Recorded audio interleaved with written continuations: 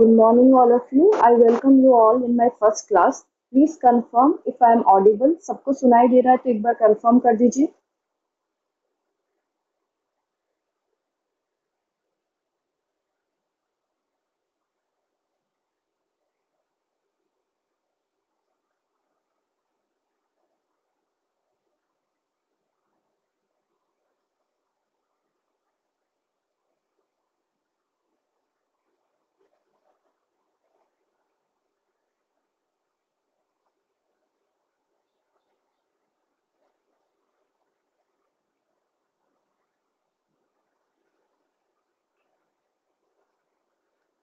Okay, तो हम अपनी फर्स्ट क्लास स्टार्ट कर रहे हैं. अभी आप लोग मैसेजेस मत कीजिए. आधे घंटे का सेशन है.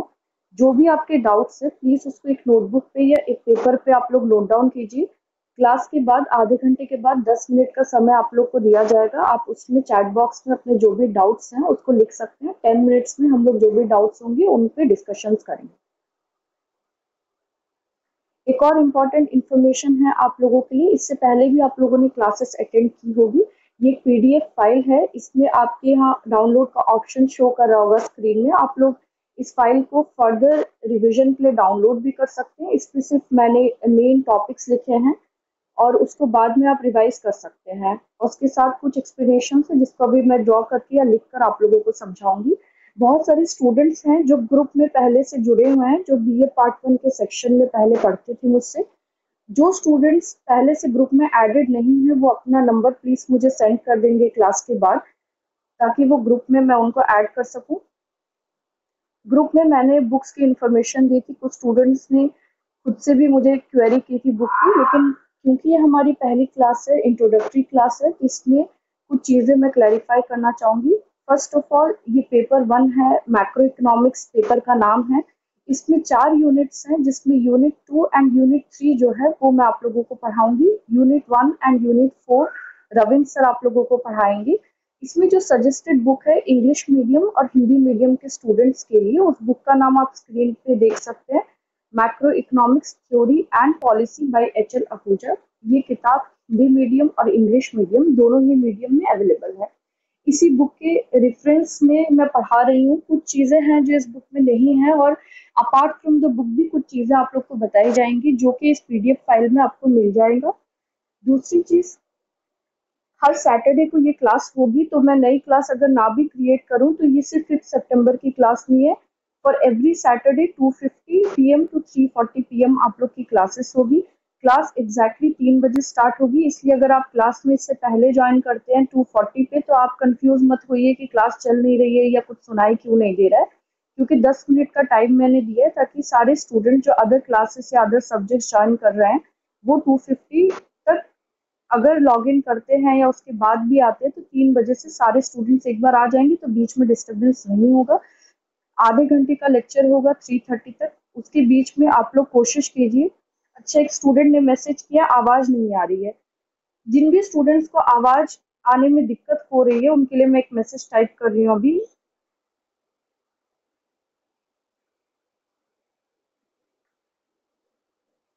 प्लीज यूज ईयरफोन और हेडफोन्स.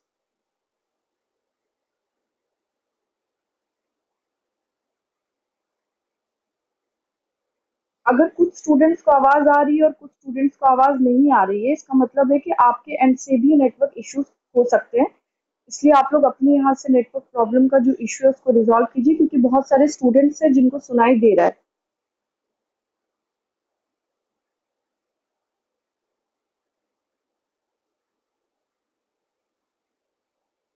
अगर बीच बीच में आवाज कट रही है तो परेशान मत होइए. जो भी लेक्चर मैं यहाँ पे दूंगी उसके कंसर्निंग आपको एक वीडियो लेक्चर जो है वो यूट्यूब पे भी अवेलेबल होगा, तो आप वहां से भी अपना रिवीजन कर सकते हैं. क्लास के बीच में अगर कोई अर्जेंट दिक्कत ना हो तो प्लीज आप मैसेज मत कीजिए. अगर आवाज नहीं आ रही है तो ये प्रॉब्लम जो है ये आपकी एंड से भी हो सकता है, क्योंकि कुछ स्टूडेंट्स को सुनाई दे रहा है. तो अगर आप ये लिखेंगे भी कि आवाज नहीं आ रही है, मेरे एंड से माइक्रोफोन ऑन है, इसको इस प्रॉब्लम को सॉल्व करने के लिए अभी कॉलेज जो है वो भी वर्क कर रहा है. हो सकता है हैवी लोडिंग की वजह से या ज्यादा क्लासेस चलने की वजह से भी इश्यूज हो सकते हैं. तो जो भी आपके डाउट्स है प्लीज उसको टाइप करिए क्लास के बाद।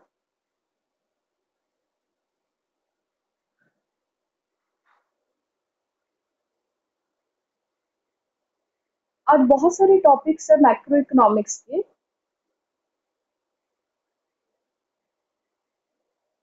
बहुत सारे टॉपिक्स है मैक्रो इकोनॉमिक्स के जो इंट्रोडक्टरी टॉपिक्स हैं और जो कि बेसिक टॉपिक्स हैं। और इससे पहले कि हम यूनिट 2 को पढ़ें जिसमें हमें थ्योरी ऑफ एम्प्लॉयमेंट पढ़ना है, उसके पहले हमें कुछ बेसिक टॉपिक्स जो है उनकी क्लैरिटी होनी चाहिए, उनकी समझ अच्छे से होनी चाहिए। पहला टॉपिक है what is macro economics. Macro economics क्या है? बीए पार्ट 1 में आप लोगों ने पढ़ा है कि माइक्रो इकोनॉमिक्स क्या है। तो हम पहले ये समझेंगे कि माइक्रो और मैक्रो का डिफरेंस क्या है।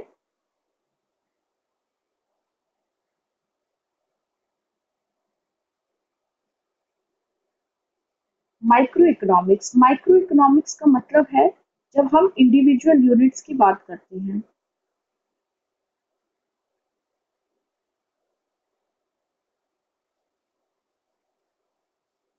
इंडिविजुअल यूनिट्स का क्या मतलब है? इंडिविजुअल यूनिट्स का मतलब है कि फॉर एग्जांपल हम किसी एक वस्तु के, for example there is commodity X, हम कमोडिटी एक्स के प्राइस की बात कर रहे हैं।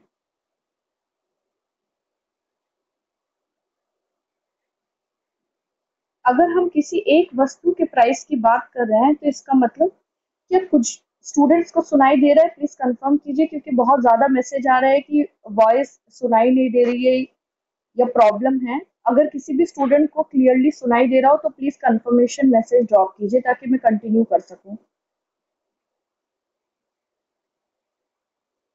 जिन स्टूडेंट्स को भी क्लियरली सुनाई दे रहा है प्लीज वो एक मैसेज ड्रॉप कीजिए क्योंकि बहुत सारे स्टूडेंट्स ये मैसेज लिख रहे हैं कि सुनाई नहीं दे रहा है। जिन स्टूडेंट्स को सुनाई नहीं दे रहा है इसका मतलब प्रॉब्लम उनकी एंड से है, तो मैं क्लास कंटिन्यू कर रही हूँ। जिन स्टूडेंट्स को सुनाई दे रहा है वो और मैसेज मत लिखिए।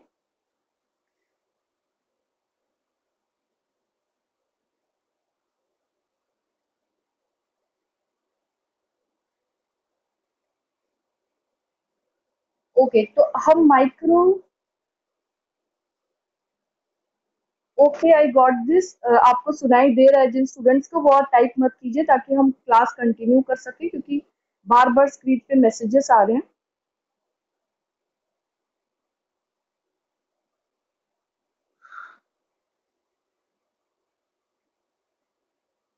ओके, अगर हम किसी इंडिविजुअल यूनिट की बात करें, फॉर एग्जांपल कमोडिटी एक्स, ये जो कमोडिटी एक्स है ये कोई भी कमोडिटी हो सकती है। फॉर एग्जांपल आप एक किताब की कीमत की अगर बात कर रहे हैं, अगर आप किसी एक वेजिटेबल की कीमत की बात कर रहे हैं, या किसी फर्नीचर की कीमत की बात कर रहे हैं, या किसी ऑटोमोबाइल की या कार के प्राइस की बात कर रहे हैं, तो ये इंडिविजुअल यूनिट है।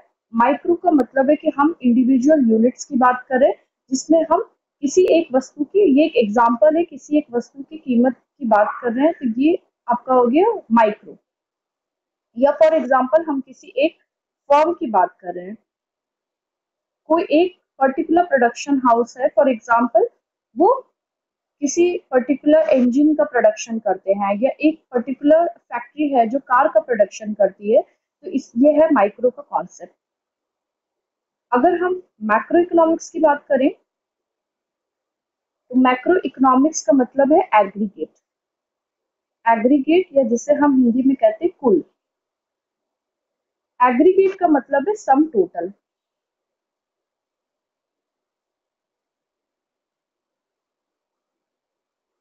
एक स्टूडेंट का मैसेज है कि उसको अपनी आवाज खुद सुनाई दे रही है, तो प्लीज हेडफोन यूज कीजिए वरना इको होगा और आपको अपनी आवाज सुनाई देगी। मैक्रो इकोनॉमिक्स का मतलब है एग्रीगेट। एग्रीगेट का मतलब है सम टोटल। फॉर एग्जाम्पल किसी भी इकोनॉमी में एन नंबर ऑफ फर्म्स हैं, इन टोटल को जब आप प्लस करेंगे, और अगर हम इंडस्ट्रियल सेक्टर की बात करें, for example the industrial sector, ये इंडस्ट्रियल सेक्टर किसी एक वस्तु के उत्पादन की बात ना करके जितनी भी इंडस्ट्रीज है उनकी टोटल प्रोडक्शन की बात करता है। अगर हम टोटल प्रोडक्शन की बात कर रहे हैं तो इसका मतलब हम बात कर रहे हैं इसकी मैक्रो इकोनॉमिक्स की। दूसरा एग्जाम्पल आप ये ले सकते हैं कि अगर एक पर्टिकुलर वस्तु की कीमत की अगर हम बात करते हैं, जिन स्टूडेंट्स को अपनी वॉइस सुनाई दे रही है वो पहले प्लीज अपना माइक्रोफोन जो है उसको ऑफ कर दीजिए, और दूसरी बात अपना हेडफोन यूज कीजिए या तो ईयरफोन यूज कीजिए, वरना आपको अपनी वॉइस सुनाई देगी। अगर हम किसी पर्टिकुलर कमोडिटी के प्राइस की बात करते हैं तो ये कॉन्सेप्ट है माइक्रो का। अगर हम कीमत दर की बात करते हैं, प्राइस लेवल, कि इकोनॉमी में प्राइस लेवल या कीमत दर क्या है, तो इसमें हम बास्केट ऑफ कमोडिटीज लेते हैं, एक से ज्यादा कमोडिटीज होती हैं और ये पूरी इकोनॉमी की कीमत दर को दर्शाती है, और ये एग्जांपल है मैक्रो इकोनॉमिक्स का। अगर हम बात करें जीडीपी की, ग्रॉस डोमेस्टिक प्रोडक्ट, जिसे हम नेशनल इनकम भी कहते हैं,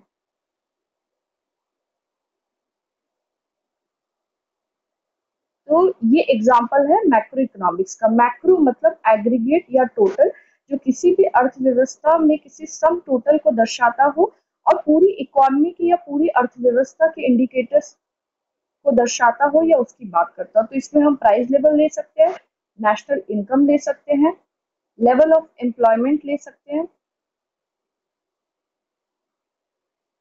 जो भी मैं स्क्रीन पे एक्सप्लेन कर रही हूँ या लिख रही हूँ, प्लीज उसको अपनी कॉपी पे नोट कर लीजिए, क्योंकि जो पीडीएफ फाइल आपको मिलेगी उसमें सिर्फ टाइप्ड मैटर होगा, जो भी यहाँ एक्सप्लेन किया जा रहा है लिख के वो मैं रब कर दूंगी, तो वो आप डाउनलोड नहीं कर सकते, तो उसको प्लीज नोट डाउन कर लीजिए, और जो भी डाउट है उसे भी नोट करते चलिए। लेवल ऑफ एम्प्लॉयमेंट को ले सकते हैं, इन्फ्लेशन को ले सकते हैं, ये सारे कॉन्सेप्ट हैं मैक्रो इकोनॉमिक्स के।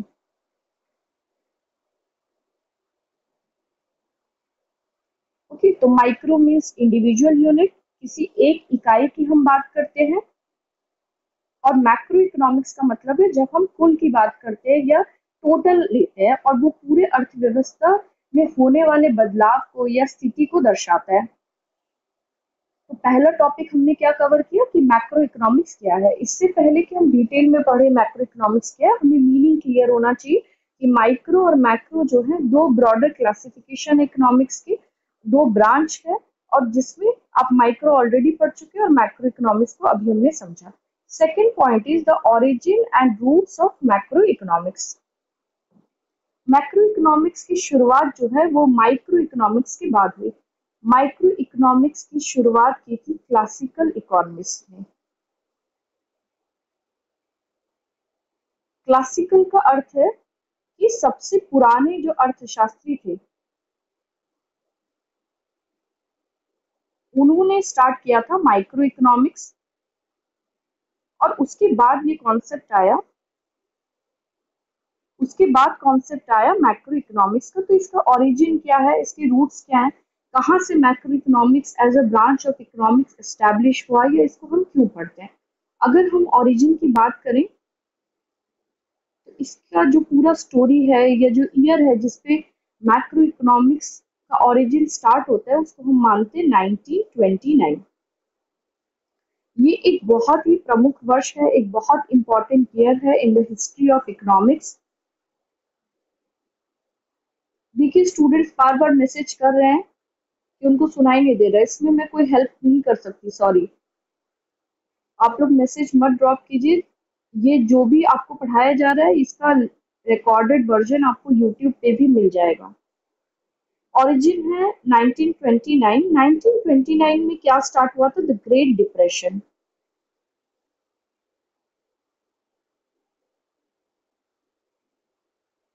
ग्रेट डिप्रेशन या उसे हम कहते हैं महामंदी।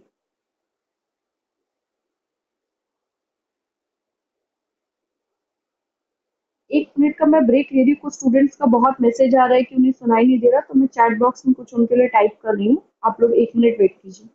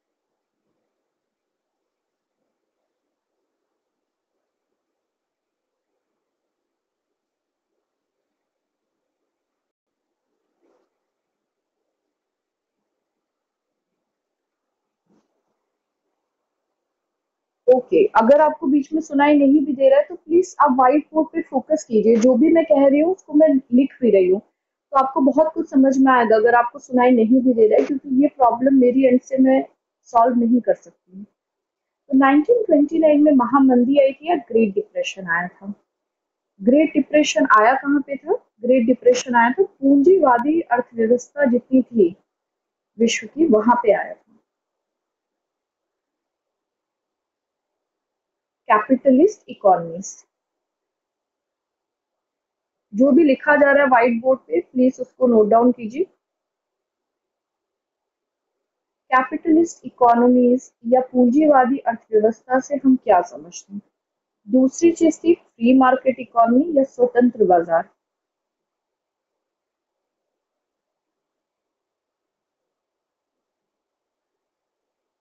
ये दो इंपॉर्टेंट कंपोनेंट है।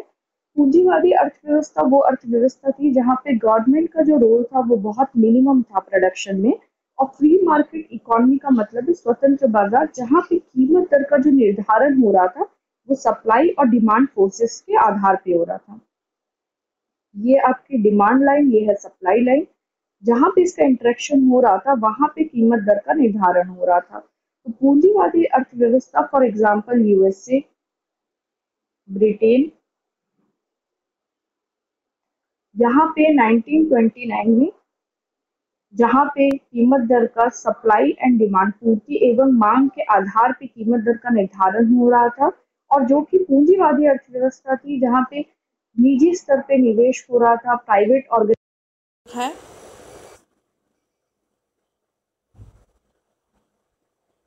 प्राइवेट ऑर्गेनाइजेशंस जो हैं वो प्रोडक्शन में सबसे ज़्यादा काम कर रही थी और गवर्नमेंट का रोल प्रोडक्शन में ना के बराबर था। वहाँ पे 1929 में ग्रेट डिप्रेशन आया था। ग्रेट डिप्रेशन या महामंदी का मतलब क्या है?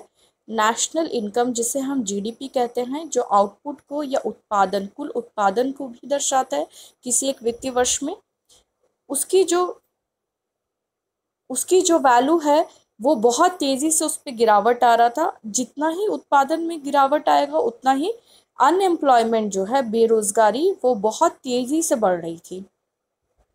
अनएम्प्लॉयमेंट बहुत हाई था, प्राइस लेवल बहुत कम थे,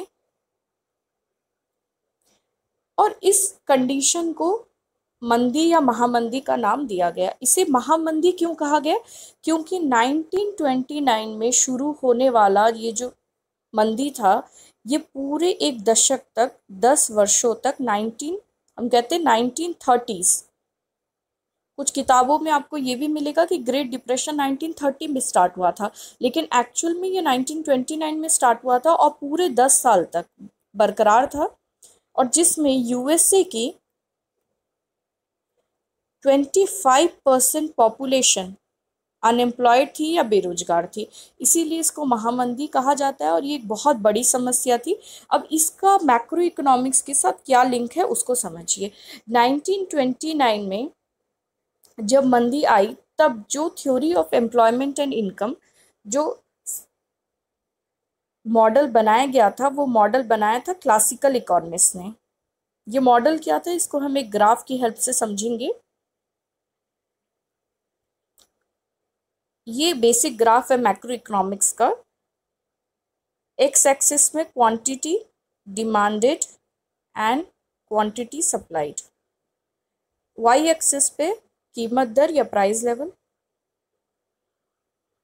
डाउनवर्ड स्लोपिंग जो है ये डिमांड कर्व को दर्शाता है, अपवर्ड स्लोपिंग जो है सप्लाई कर्व को दर्शा रहा है।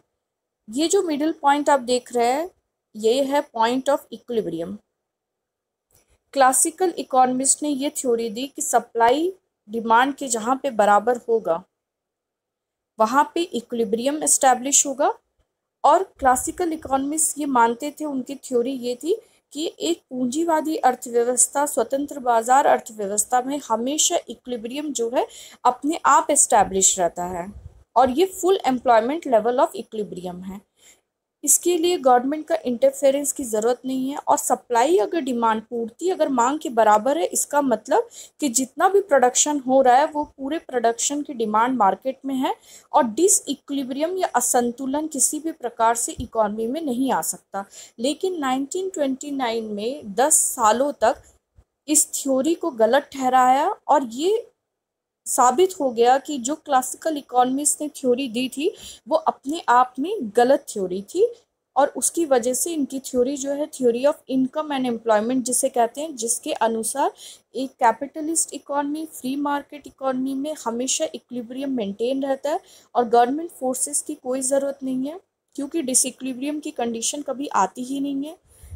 क्लासिकल इकोनॉमिस्ट ये मानते थे कि किसी भी अर्थव्यवस्था में पूर्ति एवं मांग एक दूसरे के बराबर रहते हैं, पूंजीवादी अर्थव्यवस्था में, स्वतंत्र बाजार अर्थव्यवस्था में, और गवर्नमेंट इंटरफेरेंस की किसी प्रकार से ज़रूरत नहीं है। लेकिन 1929 के डिप्रेशन ने 10 साल के डिप्रेशन ने इस बात को साबित कर दिया कि क्लासिकल इकोनॉमिस्ट की जो theory of income and employment थी, जिसका बेसिस क्या था, micro economics in nature.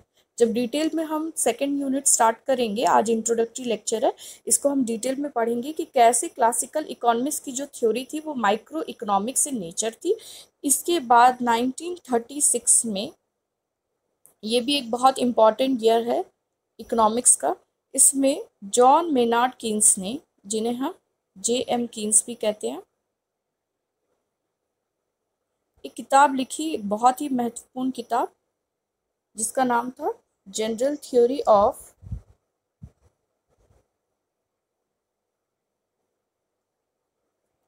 Employment, interest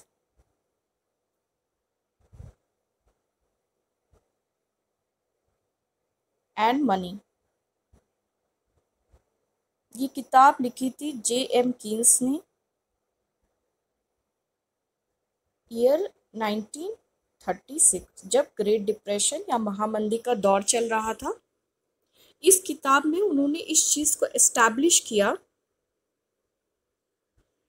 अगर आपने नोट नहीं किया तो आप फिर से नोट कर लीजिए, इस स्लाइड में भी मैंने वही चीज़ लिखी है।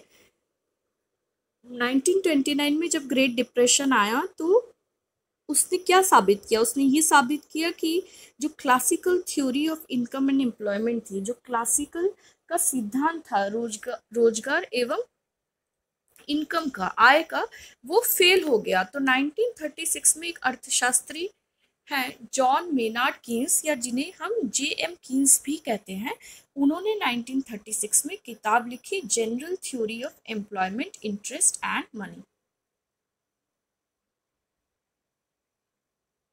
ओके, ये जो किताब है बहुत महत्वपूर्ण किताब है इकोनॉमिक्स की। और 1936 में J.M. कीन्स ने जो किताब लिखी थी उसका जो बेसिस था वो था मैक्रो इकोनॉमिक्स इन नेचर। इसको भी हम डिटेल में सेकेंड यूनिट जब स्टार्ट करेंगे, कीन्स की और क्लासिकल की थ्योरी पढ़ेंगे, तो उसमें हम डिटेल में पढ़ेंगे कि इसका बेस जो है वो मैक्रो इकोनॉमिक्स इन नेचर क्यों था। कीन्स ने कहा कि जो क्लासिकल थ्योरी है वो गलत है। जो क्लासिकल का स्टेटमेंट है कि एक पूंजीवादी अर्थव्यवस्था में, स्वतंत्र बाजार अर्थव्यवस्था में हमेशा संतुलन बना रहता है, असंतुलन की स्थिति कभी आ नहीं सकती। कीन्स ने कहा कि ये बात सही नहीं है, और डिप्रेशन ने इस बात को, ग्रेट डिप्रेशन ने साबित किया। और उन्होंने कहा कि एग्रीगेट इफेक्टिव डिमांड जो है वो तय करता है कि किसी भी इकोनॉमी पे इक्विलिब्रियम मेंटेन रहेगा या नहीं, और एग्रीगेट इफेक्टिव डिमांड को बढ़ाकर ही हम डिप्रेशन से या मंदी से बाहर निकल सकते हैं। इसको डिटेल में हम स्टडी करेंगे जब हम सेकेंड यूनिट स्टार्ट करेंगे। तो अगर हम ओरिजिन की बात करें, मैक्रो इकोनॉमिक्स के ओरिजिन की, तो origin macro economics as a branch establish का हुआ इन द ईयर 1936, जब जॉन मेनार्ड्स ने अपनी किताब लिखी General Theory of Employment, Interest and Money, और क्लासिकल्स की थ्योरी को गलत ठहराया और एग्रीगेट इफेक्टिव डिमांड को सल्यूशन बताया डिप्रेशन से निकलने के लिए। नेक्स्ट टॉपिक है the Great Depression. The Great Depression next topic है the Great Depression. The Great Depression को अभी हमने डिस्कस किया ऑलरेडी, 1929 की जो पूरी स्टोरी थी। अब हम बात करते हैं, हमारा पहला टॉपिक क्लियर हो गया, what is macro economics. Second, origin 1936 में ग्रेट डिप्रेशन स्टार्ट हुआ था 1929 में। कुछ किताब में 1930 भी लिखा है क्योंकि वो 1930s के पूरे एक दशक तक था, लेकिन आपको ये पता होना चाहिए कि ये स्टार्ट हुआ था 1929 में। Okay, next is the classical economist. Classical economist को समझने से पहले हम समझते हैं कि स्कूल ऑफ थॉट क्या है।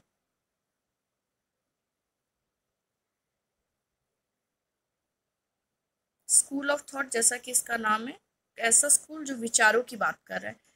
स्कूल ऑफ थॉट सिर्फ इकोनॉमिक्स में ही नहीं, किसी भी सब्जेक्ट में होता है। स्कूल ऑफ थॉट का मतलब है अ सेट ऑफ पीपल जिनके जो बिलीफ्स हैं वो कॉमन होते हैं।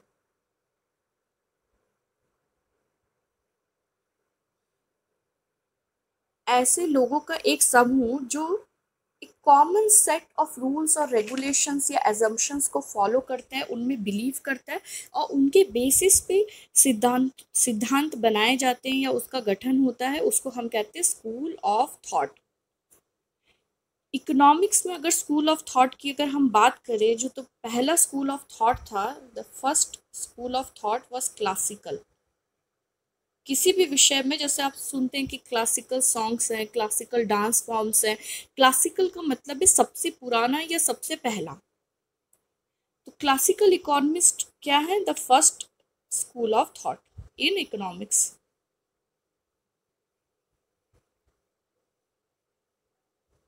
जैसे जैसे हम आगे बढ़ेंगे इकोनॉमिक्स की स्टडी में, अब बहुत सारे स्कूल ऑफ थॉट्स से आपको इंट्रोडक्शन मिलेगा कि एक ही नहीं, कई स्कूल ऑफ थॉट्स हैं और अभी लगातार नए नए स्कूल ऑफ थॉट्स भी इमर्ज हो रहे हैं।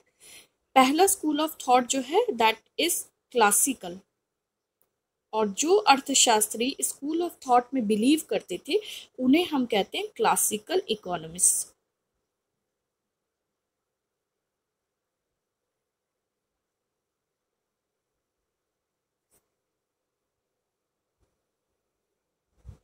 एक स्टूडेंट ने क्वेश्चन पूछा है कि अब विश्व के हर एक अर्थव्यवस्था में ग्रेट डिप्रेशन आया था?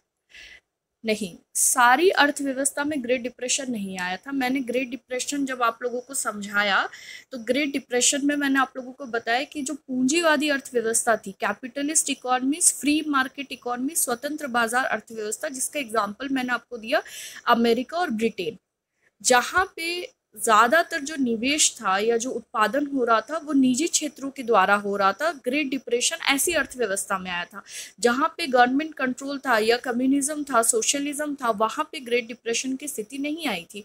तो आपको हमेशा ये याद रखना है कि ग्रेट डिप्रेशन पूरे विश्व में नहीं आया था, सिर्फ पूंजीवादी अर्थव्यवस्था में ही आया था। ओके, क्लास को कंटिन्यू करते।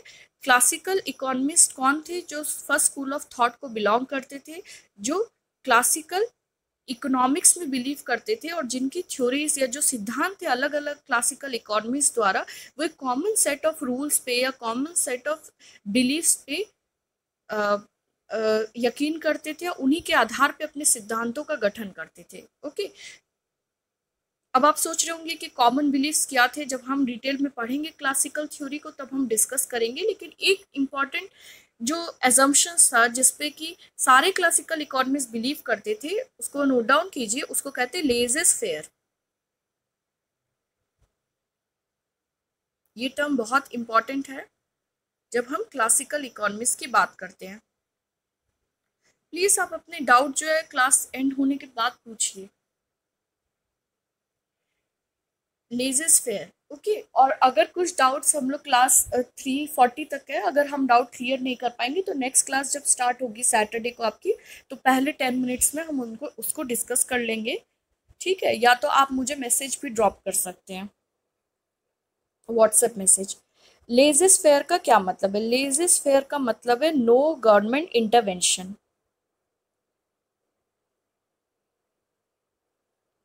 इसका मतलब सरकार का किसी भी प्रकार से कोई हस्तक्षेप नहीं होगा, किसमें, प्रोडक्शन एक्टिविटी में।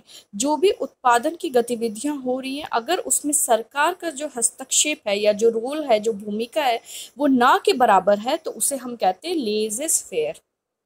और सारे क्लासिकल इकोनॉमिस्ट इस पे बिलीव करते थे।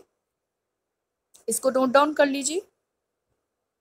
क्लासिकल इकोनॉमिस्ट में कुछ मेजर इकोनॉमिस्ट का जो नाम है वो है, पहला नाम है एडम स्मिथ का,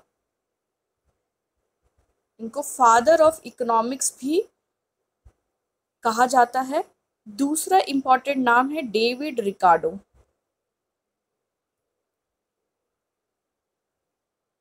next J.S. Mill, Malthus, Adam Smith, David Ricardo, J.S. Mill, Malthus, ये कुछ प्रमुख क्लासिकल इकोनॉमिस्ट हैं। ओके, 3:31 हो चुका है। जो भी आज के लेक्चर में मैंने अभी तक आप लोगों को बताया, जिन भी स्टूडेंट्स को सुनाई दे रहा था, वो डाउट्स पूछ सकते हैं चैट बॉक्स में। अगर किसी के डाउट्स नहीं होंगे तो फिर हम लेक्चर को कंटिन्यू करेंगे। जो भी आपके डाउट्स है प्लीज़ उसको टाइप करके सेंड कर दीजिए।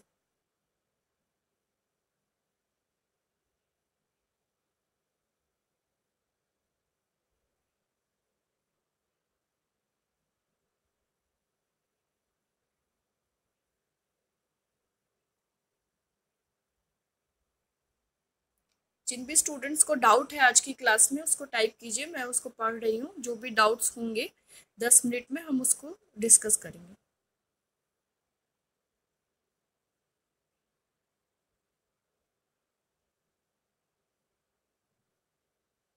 पहले से अगर आपने अपना डाउट टाइप किया तो प्लीज़ एक बार और टाइप कर लीजिए ताकि मुझे अभी दिखे वो। एक स्टूडेंट ने क्वेश्चन पूछा है, when S is equal to D then come to possibility depression.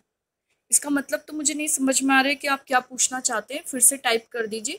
S is equal to D जो है उसको मैं एक बार फिर से एक्सप्लेन कर देती हूँ।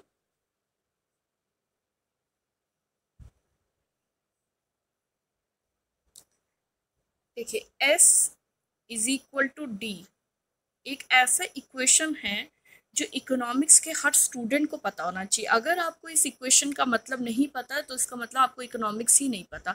S is equal to D में S सिंबलाइज करता है सप्लाई को। ओके, पूर्ति जिसे हम कहते हैं, और D डिनोट करता है डिमांड को। अब ये इक्वेशन क्या दर्शाता है? S is equal to D दर्शाता है कि जितनी पूर्ति है बाजार में उतनी मांग है। इसका मतलब कि अगर आपने 100 यूनिट्स का प्रोडक्शन किया और 100 यूनिट्स आपकी सप्लाई है, और 100 यूनिट्स या 100 इकाई के बराबर अर्थव्यवस्था में उस पर्टिकुलर वस्तु की डिमांड या मांग है, तो इसका मतलब 100 बराबर 100 supply is equal to demand है। इसका मतलब जितना भी आपने उत्पादन किया उसकी मांग है, उसी के बराबर मांग है जितनी आप पूर्ति कर रहे हैं। तो इसका मतलब इकोनॉमी में इक्विलिब्रियम है। इक्विलिब्रियम या जिसे हम कहते हैं संतुलन, इस ग्राफ से समझिए। ये डिमांड की लाइन है जो डाउनवर्ड स्लोपिंग है, और ये सप्लाई की लाइन है। ये जिस पॉइंट पे मिलते हैं, इस पॉइंट को हम कहते हैं पॉइंट ऑफ इक्विलिब्रियम। इसका मतलब पूर्ति एवं मांग यहाँ बराबर है। इसे full employment level of equilibrium भी कहते हैं। यहाँ पे बेरोजगारी की कोई समस्या उत्पन्न नहीं होगी जल्दी से, और जितना भी उत्पादन हो रहा है उतनी मांग है, इसलिए हम कहते हैं कि संतुलन की स्थिति है। अगर ऐसा नहीं होगा तो क्या होगा? अगर आपने 100 इकाई का उत्पादन किया लेकिन जो डिमांड है, फॉर एग्जाम्पल आपने 100 यूनिट्स की सप्लाई की, डिमांड क्या है आपकी 50, ये जो 50 यूनिट्स बच गए, ये क्या दर्शाएंगे कि जो प्रोड्यूसर है या जो उत्पादन कर रहा है उसको 50 यूनिट्स लेस प्रोड्यूस करना है। अगर 50 यूनिट्स लेस प्रोड्यूस करना है तो इसका सबसे पहला इम्पैक्ट इस पे पड़ेगा एम्प्लॉयमेंट पे। तो इसका मतलब सबसे पहली समस्या जो असंतुलन या डिसइक्विलिब्रियम के साथ आती है वो आती है एम्प्लॉयमेंट रिडक्शन की प्रॉब्लम या बेरोजगारी की समस्या। आई होप जो भी आपका डाउट था इसमें क्लियर हो गया। हम नेक्स्ट डाउट लेते हैं।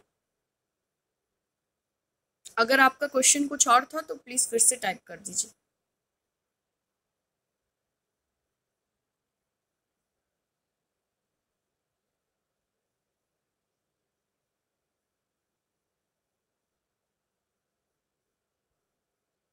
अच्छा, एक क्वेश्चन एक स्टूडेंट ने पूछा है कि ma'am will all over world goes to great depression in this pandemic और नॉट।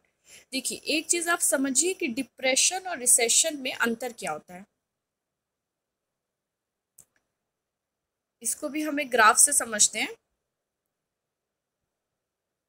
ये टाइम पीरियड, समय अवधि, और यहाँ पे हम लेते हैं जीडीपी, नेशनल इनकम। और इस ग्राफ को देखिए, इसे कहते हैं बिजनेस साइकिल। ये जो लोवेस्ट पॉइंट है जीडीपी का, इसे हम कहते हैं डिप्रेशन, कि इससे नीचे अब इकॉनमी नहीं जा सकती या जीडीपी इससे नीचे नहीं गिर सकती, इसे हम कहते हैं डिप्रेशन। लेकिन ये जो डाउनवर्ड आप देख रहे हैं, इसे हम कहते हैं रिसेशन। रिसेशन का मतलब है कि जीडीपी में बहुत तेजी से गिरावट आ रही है। तो जो पैंडमिक आया है या कोविड-19 की सिचुएशन है, उस पे जो हम देख रहे हैं वो डिप्रेशन नहीं है। अभी हम जो चीज देख रहे हैं वो है रिसेशन।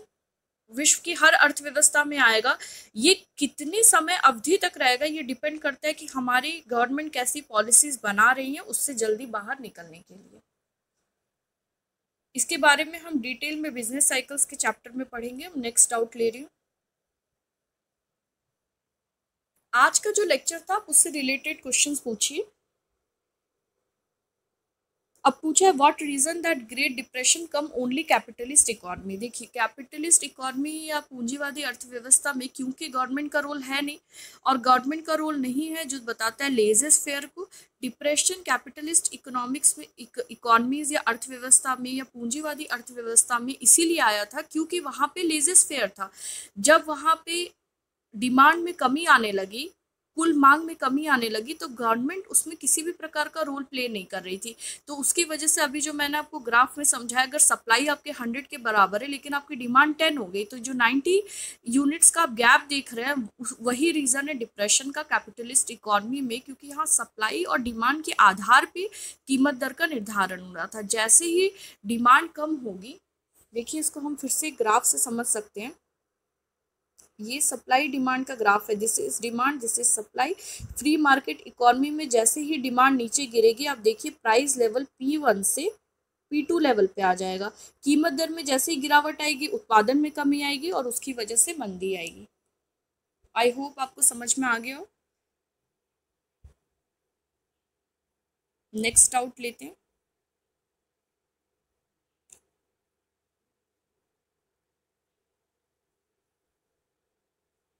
कुछ स्टूडेंट्स ने लिखा है कि उनके पास मेरा व्हाट्सएप नंबर नहीं है।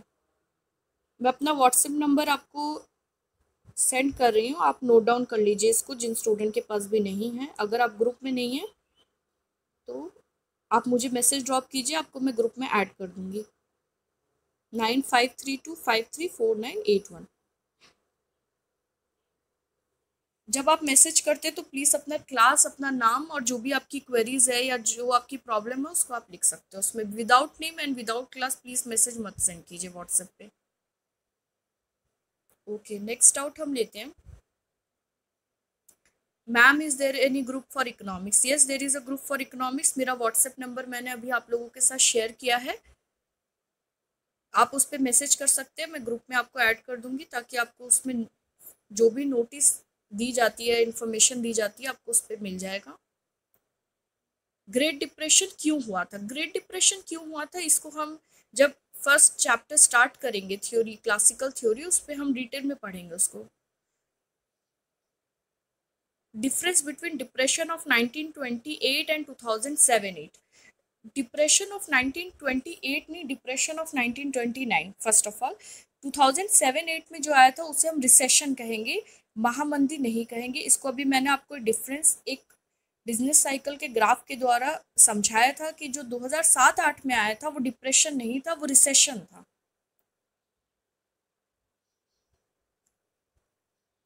लेजेस फेयर के नीचे क्या लिखा था पता नहीं, अभी तो मुझे याद नहीं है कि उसके नीचे क्या लिखा था। लेजेस फेयर में आप नोट डाउन कर लीजिए। लेजेस फेयर का मतलब है जहां पे सरकार का हस्तक्षेप ना के बराबर हो, no government intervention. Great depression में एम्प्लॉयमेंट कैसा हो गया था? ग्रेट डिप्रेशन में एम्प्लॉयमेंट कैसा हो गया था is a very good question. देखिए ग्रेट डिप्रेशन में क्या हो गया था, पहले तो ये देखिए बिजनेस साइकिल है, ये जो लोएस्ट पॉइंट आप देख रहे हैं इसी को कहते हैं ग्रेट डिप्रेशन। ग्रेट डिप्रेशन का मतलब है कि low level of GDP, Y axis पे जीडीपी, एक्स एक्सिस पे आप है टाइम पीरियड, समय अवधि। ग्रेट डिप्रेशन के टाइम पे अगर जीडीपी लोएस्ट पे है, उत्पादन जो है बहुत तेजी से उस पर गिरावट आई है, वो अपने लोएस्ट पॉइंट पे, इससे नीचे अब नहीं जा सकता, उत्पादन में कमी आएगी, इसका मतलब फैक्टर्स ऑफ प्रोडक्शन या उत्पादन के साधन में भी गिरावट आएगी। y is equal to function of N K L. अभी हम बात करें एन की, उत्पादन के जो साधन है वो क्या हो सकता है, श्रम हो सकता है, लैंड हो सकता है, जमीन हो सकती है, या कैपिटल हो सकता है। यहाँ पे हम बात कर रहे हैं y is equal to function of n। इसका मतलब उत्पादन निर्भर करता है श्रम पे, यहाँ पे श्रम का अर्थ है लेबर की हम बात करें। अगर इस पे गिरावट आएगी, उत्पादन में गिरावट आएगी, तो इसका मतलब जितनी लेबर डिमांड है उसमें भी गिरावट आएगी, और एम्प्लॉयमेंट पे जो इसका असर है वो कैसा पड़ेगा, नेगेटिव। एम्प्लॉयमेंट जो है वो बहुत तेजी से रिड्यूस होने लगेगी और अनएम्प्लॉयमेंट जो है वो इंक्रीज हो जाएगा। आई होप आपको ये समझ में आया है। नेक्स्ट आउट लेते हैं।